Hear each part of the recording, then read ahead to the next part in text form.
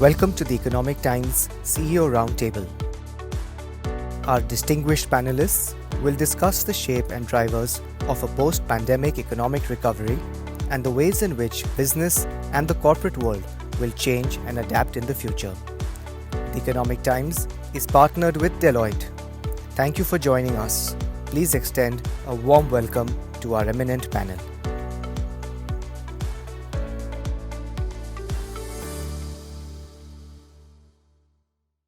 Good evening, ladies and gentlemen. Welcome to the Economic Times CEO Roundtable.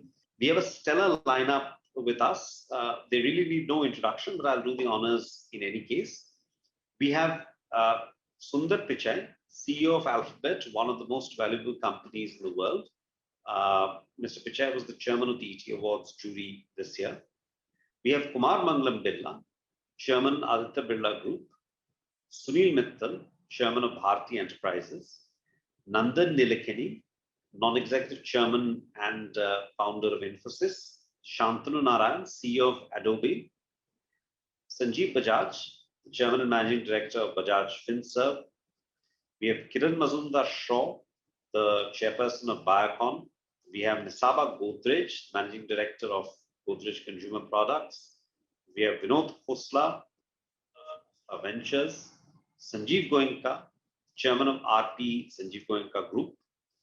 Nitin Kamath, the founder of Zerodha. And N. Venkatram, CEO of Deloitte India. So I'll direct my first question to Sundar Pichai. As you know, Sundar, the vaccination drive is in different stages in different parts of the world. In India, we've just started. It's also in progress in the European Union and the US. Do you see economic activity picking up in different parts of the world as vaccination gathers momentum during the course of this year? First of all, I think 2020 was a year like no other we have experienced. And so I think all of us here, we're grateful to the government and the frontline medical workers. I think we have to start their extraordinarily important work to manage the pandemic. Looking at the economic recovery, I think we do see signs. I think technology has played a role. We see particularly merchants shift online for the first time or use it to adapt. And it's been very entrepreneurial. And for example, in India, I think roughly 50% of small, medium enterprises have kind of adopted some form of digital for the first time in 2020.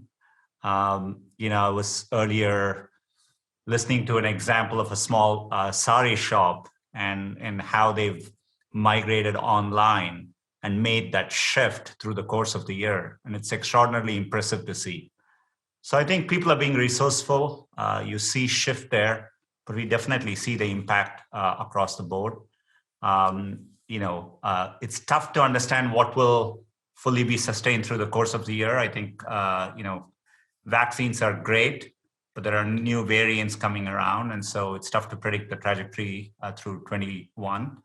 But I'm reasonably optimistic that we'll have a better year. Yeah, I think predictions are all over the place. I mean, there is some prediction that we'll have another version of the Roaring '20s. I mean, there's going to be a very sharp and a very steep bounce back, and markets are going to, and things will get back to normal, and happy days will be here again once the vaccination is reasonably underway. But that's the optimistic scenario. There are also pessimistic scenarios, which is that many sectors have been deeply and perhaps permanently impacted. Where do you fit in there on this scale? Are you on the optimistic side, or do you think this is going to be a long-lasting pandemic, which things may not be hunky-dory? I don't think there's going to be a simple, clear date where we come out of it in 2021. I think it'll linger through the year, and we'll have to work through it. And there are sectors like travel as a prime example, which has been deeply impacted. And there are sectors like that which will only recover once the pandemic is over.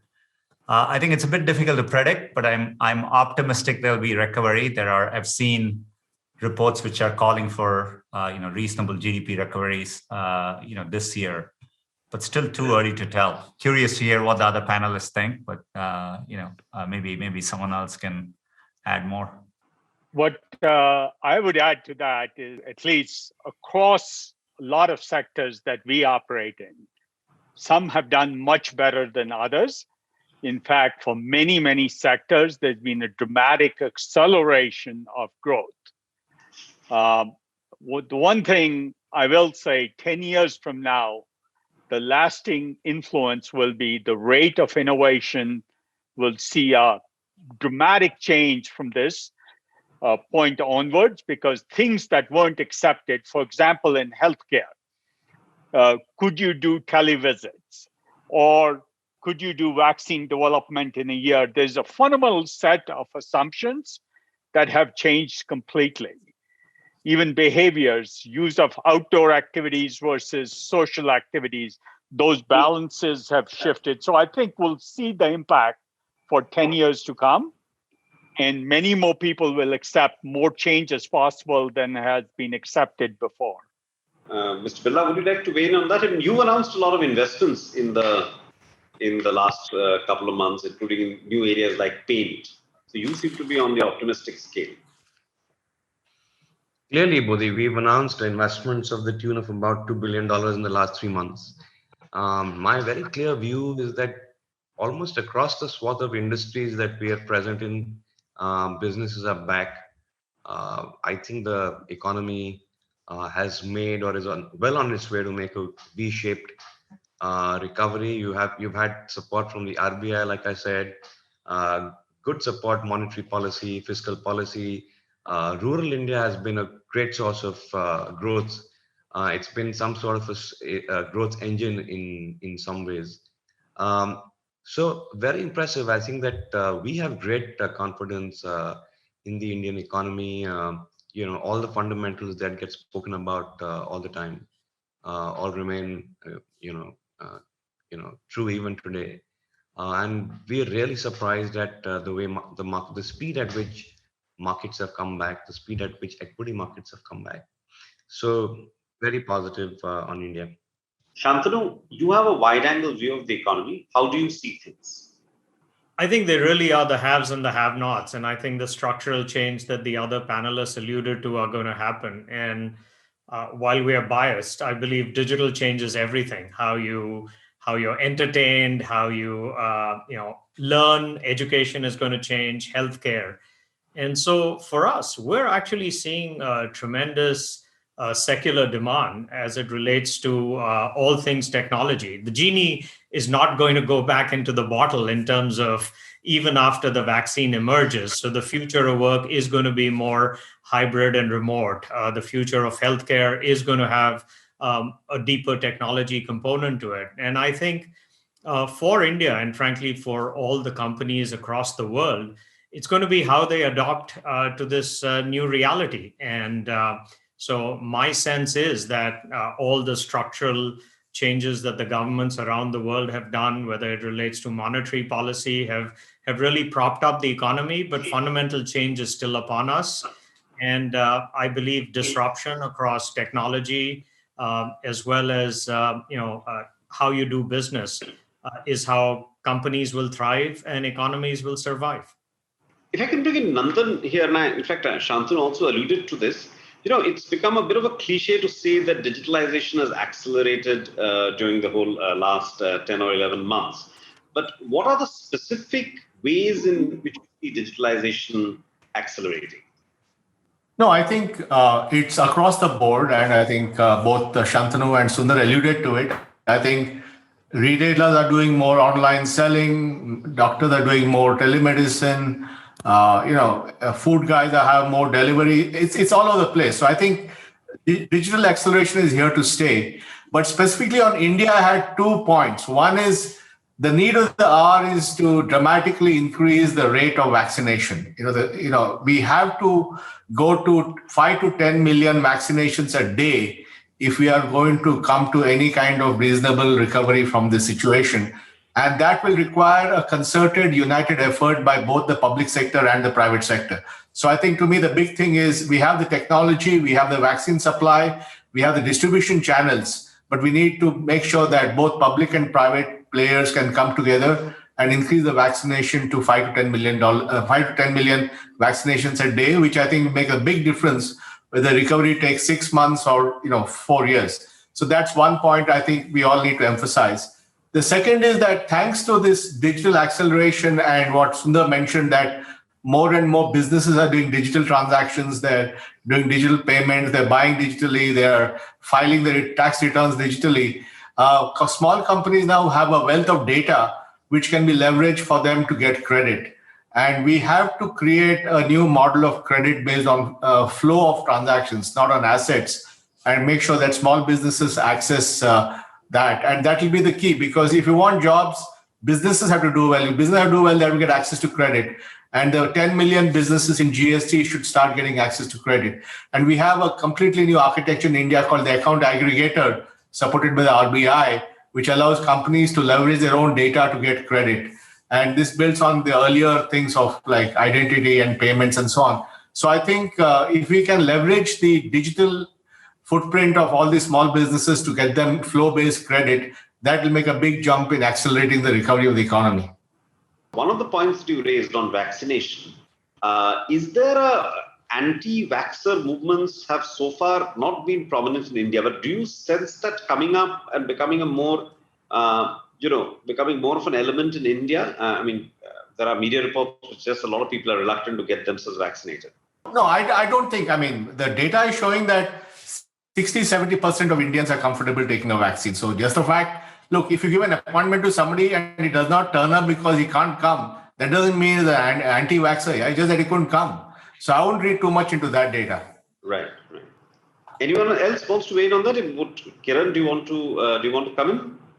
Well, I just want to say that, the pandemic has unleashed, a very strong, quotient of innovation in the healthcare sector. And that is showing that India can be very agile and resilient when at least this sector, which has never really had the kind of investment or the focus. And now we are seeing a huge interest in investing in healthcare, which is only good for the country, because I've always worried about the fact that the Indian healthcare sector or the pharmaceutical sector has always been a volume play. And, whilst we've accounted for 50-60% of the vaccine capacity of the world and the generics capacity of the world, the fact is that we only account for 3% of the global market share in pharmaceuticals and vaccines. So we've got to move from volume to value. And I think this has now unleashed the opportunity for India to play that way. So I think the kind of innovation that came out, whether it was in the form of new diagnostic tests, the way we've gone about developing vaccines, and the way we've gone about developing software to deploy vaccines, I think is very, very, reassuring that India can actually move in that right direction. And the fact that the government also has invested a huge amount, finally, in research and innovation is also good news. So I, for one, feel very, reassured and optimistic that the Indian pharmaceutical and healthcare sector will finally, create value and get the kind of investment valuation that it deserves. Because, all this time, the multiples that we attracted were amongst the lowest in the world, and today it's becoming a lot richer. We need currency to invest, and therefore I believe that this is a step in the right direction, and I'm very optimistic that India can deploy vaccination at a very, very high speed and scale, just like Nandan said, provided we get private sector to play its role. And I think for a country like India, we have a narrow window, because right now the virus is on the wane. I don't think we should even be allowing a next wave to come into play. I think what we really need to do is to use this narrow window to really vaccinate as many people as possible. So if I may, Modi, just to conclude on this particular point on the impact of pandemic, especially on India, I would say India has managed it very well, a very, very tight restriction in the first few weeks, bordering on sometimes being too strict, but I think that was the right way to do it. And then switching and calibrating to a more nuanced and balanced approach in opening up and shifting from lives to livelihoods very quickly, because India doesn't have the kind of money the Western world has, and our population is rather very large. And that switch from lives to livelihoods, really was helpful. And what you're seeing in the last few months, the results coming out of the corporation suggest that the factories were churning out cement and steel, and construction kept on going. A lot of parts of the economy were quickly brought back.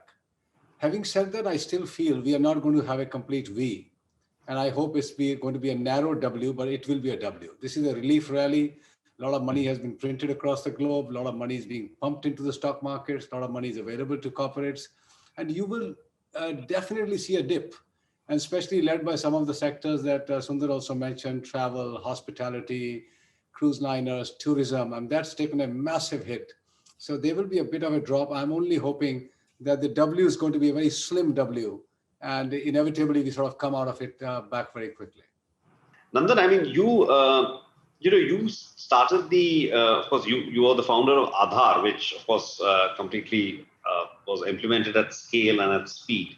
Are there any lessons that we can learn as far as the vaccine rollout in India is concerned, which will be the largest in the world, from Aadhaar? I mean, how can we harness technology to do that?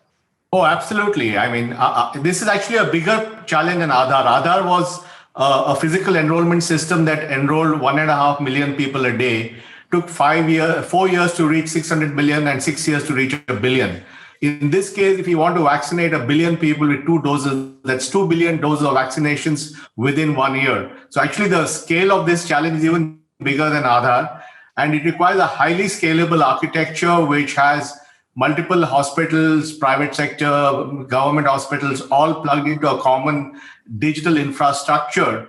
And we have to have a digital vaccination certificate, which is the common source of truth for everybody, so that you have a single place where you have all the vaccination details. I think this architecture is not a big deal. It's just that it requires us to commit to it, and we can build the world's highest speed vaccination system at 5 to 10 million people a day very quickly. And I think it's we have all the learnings of how to do population scale projects of this type. It's also important because what Kiran said, you see, right now we have a lull, but suppose a variant comes in from South Africa or Brazil or wherever, and that variant is more dangerous and more contagious, then we'll have another huge wave. Before the variants come in, we should reach some kind of herd immunity through vaccination. I mean, it's a no-brainer that we need to dramatically accelerate our vaccination, and all the tools for doing it are there. One thing, if I could add here, because Aadhaar was mentioned, and the scale of digital transformation, to put it in some perspective, Nandan would know this well, the first billion transactions per month, I think it took 3 years to achieve. Then you went to a rate of 1 billion transactions in a year. I think by end of 2022, you will have 1 billion transactions a day, right? And so this shift in digital payments is playing out over a period of 3 years. Fascinated to see how many Kiranas have adopted, digital payments now, and they're making the transition through a year like COVID. And when I look at the trends in India around video conferencing, startups emerging, there are 38 unicorns now, but 12 of them were added last year alone. And so these are real shifts happening. And when we step back and look back at this phase, 10 years from now, you would rightfully recognize it as a point of inflection digitally. So Nandan, right now the Indian vaccination process seems very public sector led. How do you see the private sector playing a role here? And what are the specific areas in which the private sector can play roles? See, the private sector has multiple roles. First is, of course, that employers can start vaccinating their employees. And if you take the entire organized sector, that could give you 20 million people getting vaccinated directly by companies. So a company would buy from Serum or whoever it is and do their employees. It requires a chain of authorized vaccination hospitals like the Apollos of the world, who will take on the responsibility. They will have the required nurses and doctors and PPE and syringes and so on, and a digital infrastructure where everybody is authenticated and everybody gets a digital certificate in real time. And that digital certificate is a unifier of the private sector approach and the public sector approach. And I think it's all there. The design is there. It's not a big deal to design this. It's really agreeing that this is too big a challenge to be done only in the government, and that you need to bring in private sector. This can be rolled out within a month if there is if that decision is made. Right. And may I just add that we've actually have an analogy when it came to PCR testing in the early phase of the disease. If you remember, it was very confined to the public sector when we started off testing the pandemic, and it was only when the private sector was roped in that we started seeing a huge ramping up of testing capacity. And today we can actually do millions a day, unlike the few thousands per day we were doing at the early stage of the pandemic. So we already know the power of combining the private sector with the public sector capacity. So I think this is a no-brainer. It has to be done sooner than later. I really believe we have a very narrow window and we must not lose time, because we don't want vaccines piling up in warehouses and not really deploying them in people. I just wanted to echo maybe for 30 seconds what Kiran said, which is it's not just about the vaccinations. I mean, you need all three prongs. You need the testing, and the testing has to scale, and you need therapeutics, because unfortunately people are going to get afflicted by this. And so while I completely concur that the focus should be on vaccinations, if we remove the attention on both testing and therapeutics, I think that's going to be very limiting as it relates to addressing this once and for all. Let me just get in Sanjeev Bajaj here. Sanjeev, just to, on the theme of accelerated digitalization, you pioneered digital when it came to consumer lending. So how is, now competition is rising. How has that changed over the past year, and what would it take to be a winner? I mean, what would distinguish a winner from a loser?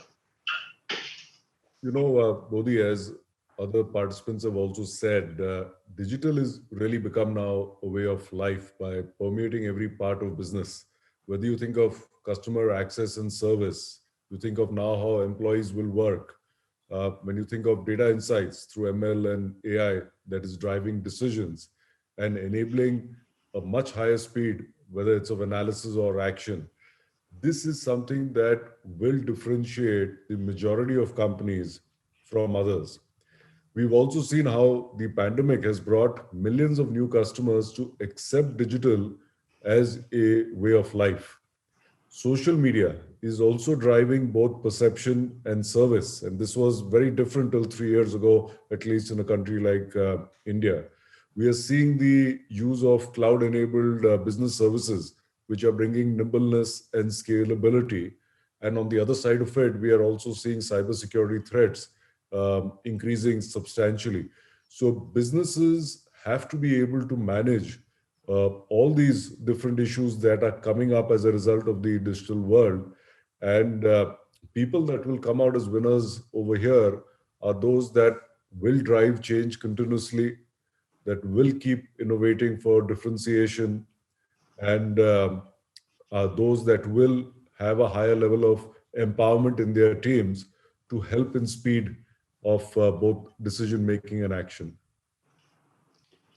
Sanjeev, one question: how do you see the there's obviously both the loan moratorium, which is still on in some ways. There have been job losses in India. There have been salary cuts, as we all know. How do you see the general economic situation? Is the worst behind us, or do you think the pain will still be prolonged? We seem to have moved from extreme pessimism in April, May to perhaps extreme optimism right now. But how do you see this scenario? I think that's a fair question, Bodhi. See, the first thing that happened was the significant amount of liquidity that got infused in the system. It helped keep both people and businesses afloat. And this has led to good recovery in most sectors. We know, of course, a few sectors got hurt a lot more than others and are still hurting. Towards the other questions also, whether Kiran or Nandan and others have said, controlling this pandemic is going to be really important, because confidence is what gets converted into demand at the retail customer level. So we have to be able to continue doing that. It's also important, if you see the difference between the private sector lenders and the public sector lenders over the last year, most private sector lenders have gone and raised more capital. They've provided for what they think are potential additional losses. And that's why most of them are back to 90% of pre-COVID business. Whereas on the public sector side, the amount of capital that's been available to them has been far short of what is required. And we've not seen the same level of provisioning. And that's why incremental credit from the public sector is better, but it is still muted. And 70% of Indian banking is with the public sector banks. That still moves the needle overall. So we have to see more capital coming into public sector banks to be able to really drive the real economy. We have seen these significant announcements in the budget, but where will the money come for all that? So I think execution all across is going to be very key now. So I'd like to direct my next question to Mr. N. Venkatram. Venkat, do you have exposure to clients obviously across a wide range of sectors? Are they more optimistic now than they were 5 or 6 months ago? Yes, certainly. I think there is cautious optimism, and because of the W, I think we're still concentrating on preserving cash. It's it's not. I think balancing the short term and balancing the long term is becoming more and more important, because the pressures of existing business are there. The pressures to do your tech transformation, to move on to cloud. I think everybody recognizes that these are all the forces that are at play and are long-term events that you will have to play with. It actually depends sector by sector, but if I may just touch on one, which is say the banking sector today, I think that's the one that I would watch very closely, because it's very linked, deeply linked to the recovery of the economy as well. And the very fact that we still have moratorium, the fact that the insolvency code is put in abeyance, there will be certainly a lot of pain that still has to be taken before we can really say that there is normalcy. It would at least be a year away, even though the recovery may per se start a little earlier. So yes, I think that businesses are more optimistic, but there is still work to be done. Right, but just to take up on what you said on the banking sector. So do you see much more pain ahead once the moratorium is lifted and people start recognizing NPAs? Yes, I think the pain will be there because the write-offs will happen, and then when you look at the public sector, you will have to investigate why the write-offs did happen. And while a lot of steps have been taken, decriminalization of laws and all that, the reality is that if you still do go after people, it does spread a pall of gloom. And I think that is the piece of it that we've got to fix. That yes, it was a bad period. There could be genuine business failures, and there could also be failures because of bad behavior. But distinguishing between this as we move forward and put this behind us is going to be important. If I can get Nisa into this, Nisa, if I can ask you, what are, obviously the rural economy during this whole process has been propped up to some extent because of various, government support, various forms of government support. But the urban economy, the migration of the urban poor to the rural areas, then to some extent back again, it seems to be showing a lot of stress. I mean, what do you think needs to be done to revive, consumption in urban areas? So Bodhi, I think, like Sunil said, I think we are sort of facing a W, and I would say, it's hopeful realism. There's a lot of hope because of the vaccines out there. The budget, I think, has been quite strong and should, be good for job creation, which should help sort of urban areas. I think what we're seeing now as we go into sort of Q4, reverse migration is happening. I think the metros are still sort of very stressed, but the tier 2 cities, tier 3 cities, we have quite a positive outlook on, because if we can get the pandemic under control and we can get the economy going, I think there's some disclaimers to that we don't have another demonetization or any big shock to the economy. I think some of these secular trends like urbanization, digitalization sort of will help the urban economy grow also. And I think, we're going to have more people than China by say 2025. So if we can get our economy going, the demand will be there. So I would be quite positive also on urban India. Just wanted to ask you, how important is digital in your life, for your company? I think it's incredibly important, Bodhi. Sundar talked about a sari shop. I was out in Bombay in the market with Kirana stores, digital payments, they're buying from JioMart, Oran, our distributors. So actually, people are say what is e-commerce, what is modern trade, what is general trade. It's a full blending now of, because everyone is digitizing. So I think it's both from a demand creation is all moving digital, and so are the channels. So I think it's a time for businesses to be extremely agile right now. If I could come to Nitin, I was actually tempted to ask you about Robinhood and what you think, but the point is, in some ways, you epitomize digitalization, right? I mean, you sort of you didn't come from the traditional brick and mortars kind of background in a brokerage with decades. So how has the ride been, and how has it been, particularly in the last 10 months? Yeah, thanks. No, I think the last year has been spectacular. I mean, the first few months from Feb to April, I think we had the first rush of customers come in, and they kind of got the timing right. So whoever invested made some money, and then I think the virality kicked in, as in people went out there and said, you know what, I invested and I made some money. And people working from home, interest rates are low, so it was all, and people are not spending money, so there's also money in hand. So I think it was like a mega rush from April, May onwards. So month on month it's gotten better. Actually, last month was our biggest month till date.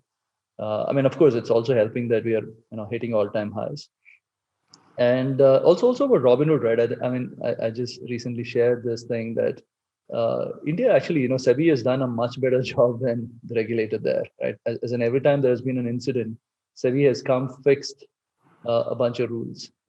So a bunch of things that's gone wrong in the US in the recent last 2-3 weeks, that can't really happen in India because of all the regulations in place. But this year, like I said, it's been quite spectacular. And I think it all started with the SBI Cards IPO. 2019 end, and then there's generally a rush of, because usually what we've seen is every time there is a popular IPO, a lot of first-time customers come into investing in the markets. The other challenge though in India is that none of the newer age tech companies are looking to IPO in any case. So it's a challenge for brokerage businesses like us to be able to add a lot of first-time customers if companies like, say, Paytm, Zomato, etc., don't IPO in India. No, I saw a long thread that you did on the Robinhood thing. So tell me, do you also have a similar phenomenon in India that we have seen in the US? A lot of first-time investors, people with maybe spare time, or in the US, except a lot of people who have got the payment protection checks have been spending some of the money in markets. We don't have a version of payment protection checks in India. But there has been anecdotally, there have been a lot of first-time investors coming into the Indian markets, right, over the last few months. Yeah, absolutely. As in 70% of all the customers we've added are first-time customers, right? And they're less than 30 years of age. The good thing is they are not really coming and speculating as such, as in they're not doing options trading, they're not doing a lot of intraday trading. They're coming and buying pedigree stocks, which is okay, I guess, because the best form of financial education is owning a stock of a company, and they're not really doing with large amounts of money as well. And again, India compared to the US, SEBI has all these levers in place to ensure investors don't get leveraged by default. Just to give an example, if you open an account in the US, by default, I think Robinhood and others, get you to open a margin account. A margin account means that you can buy for more or short sell and etc. In India, it's a cash account that gets opened by default. So so there is no margin to you can't buy 10 with say 10,000 rupees, 50,000 rupees of Infosys for overnight. And most of the issues that we've seen over the last few days has been that, as in brokers let customers leverage, they let customers who don't know how to short, and then I think whatever happened after that. Thanks, Nitin.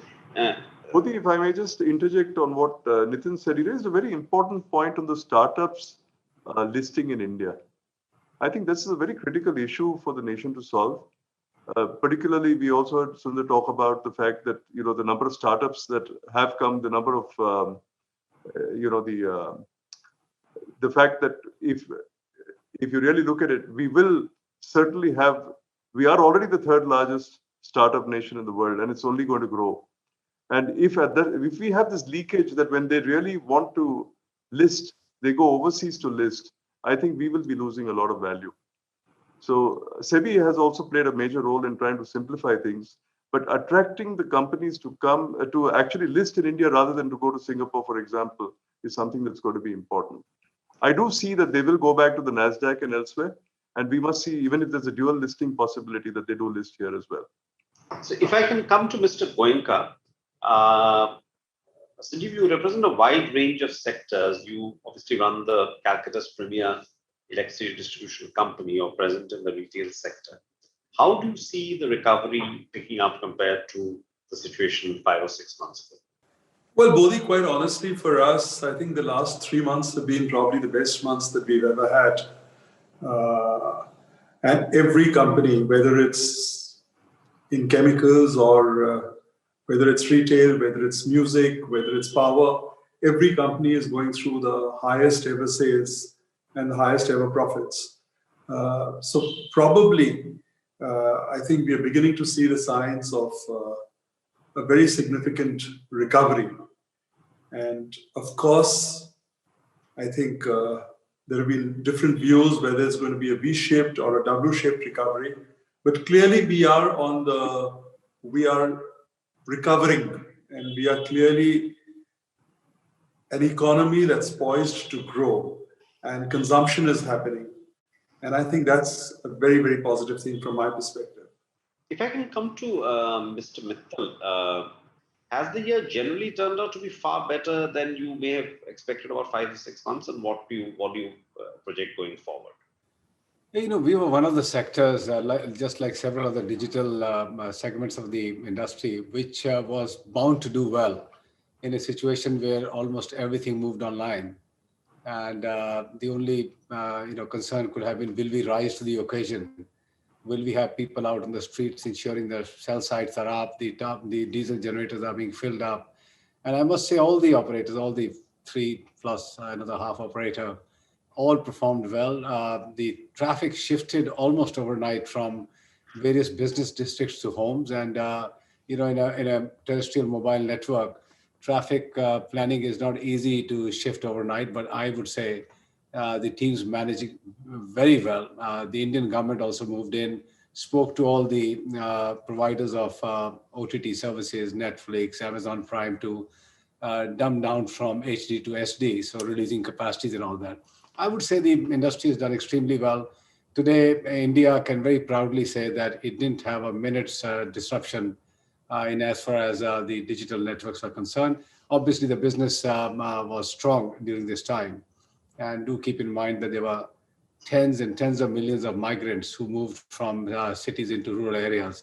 And they were also kept on being connected with the digital world, with the financial world, and they could carry on with their businesses. Today, when we say Indian economy is in good shape, I have to say a very large credit should go to India being a truly connected society today, which allowed the livelihoods to be sustained and every digital provider to access customers and vice versa. So company has done well, but amongst the players last few quarters, Airtel has demonstrated its strong connect with the customers. The brand is a brand of choice that we have connected 14 million customers for the last 2 quarters each, is a testimony to the institution that Airtel is today.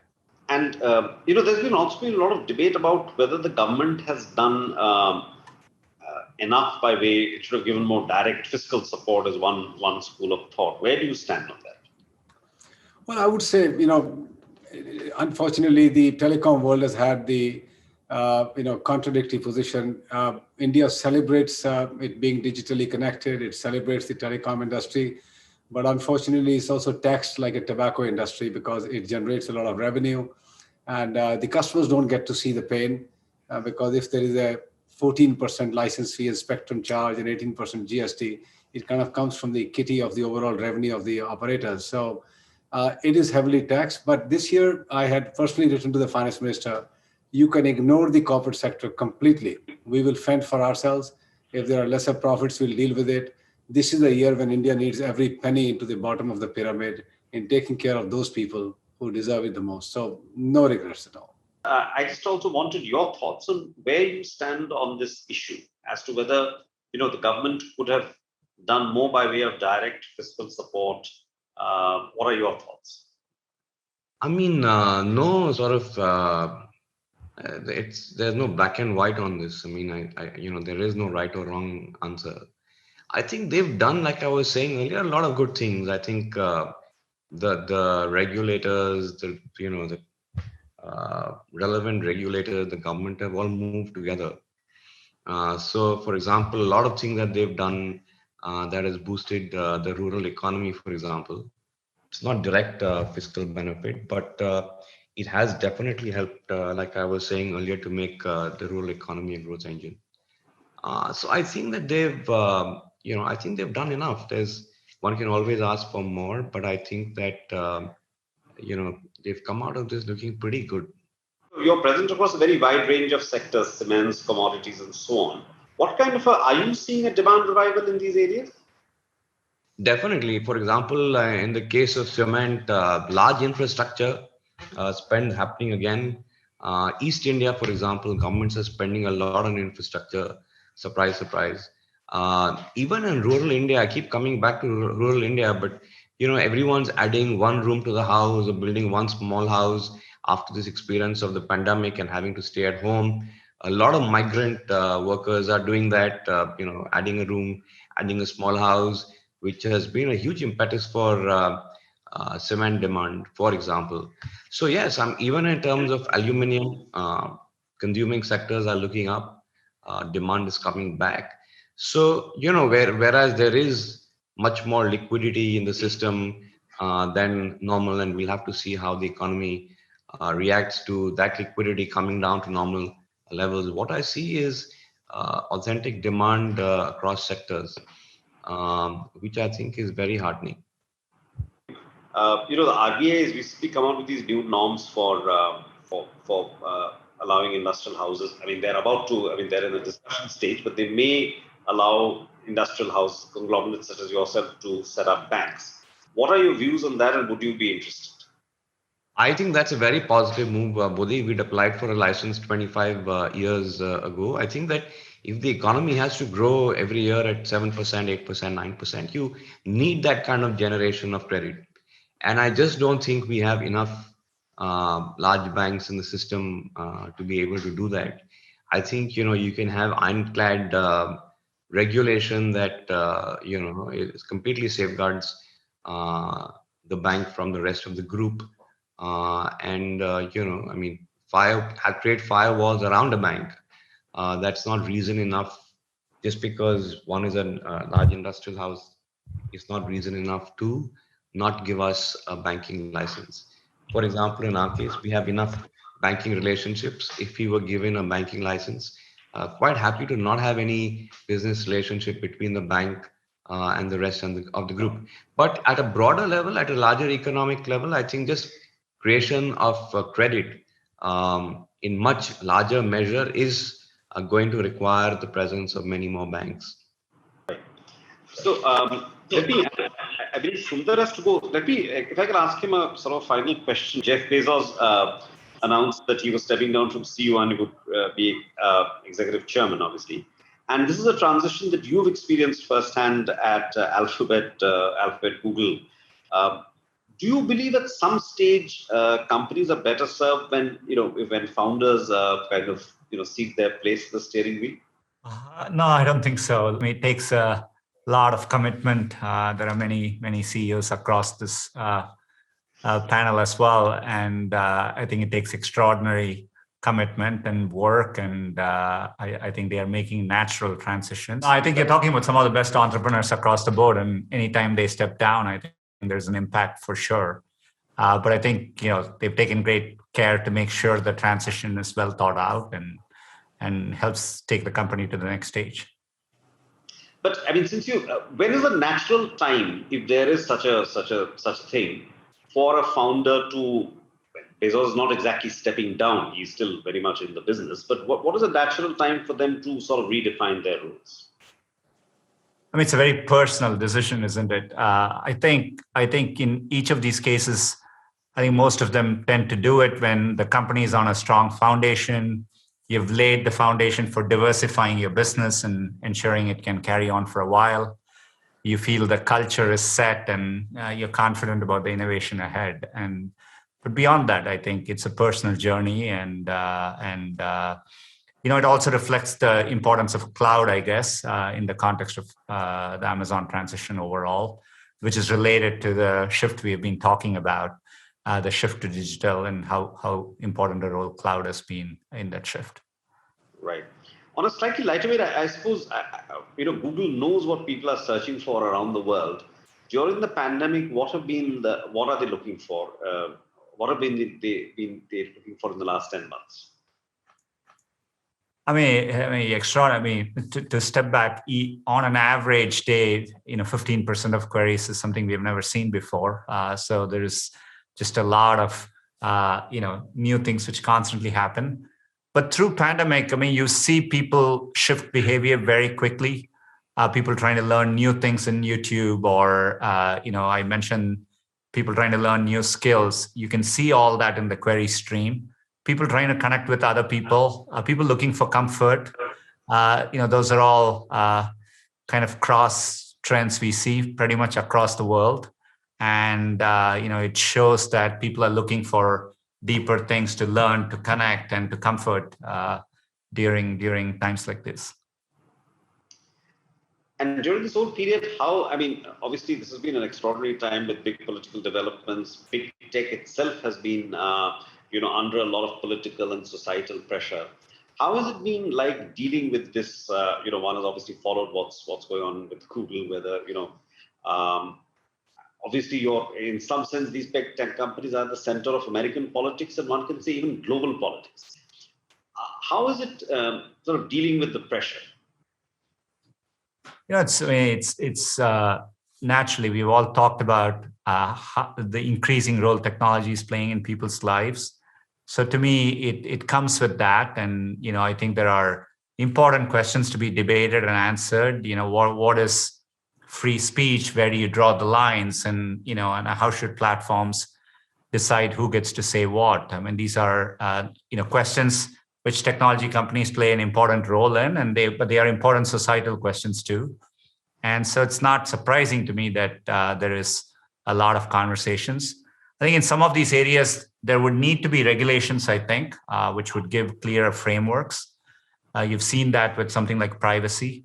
Europe's GDPR, lays out a privacy framework, and I think many countries are thinking through what the appropriate privacy protections are for their citizens.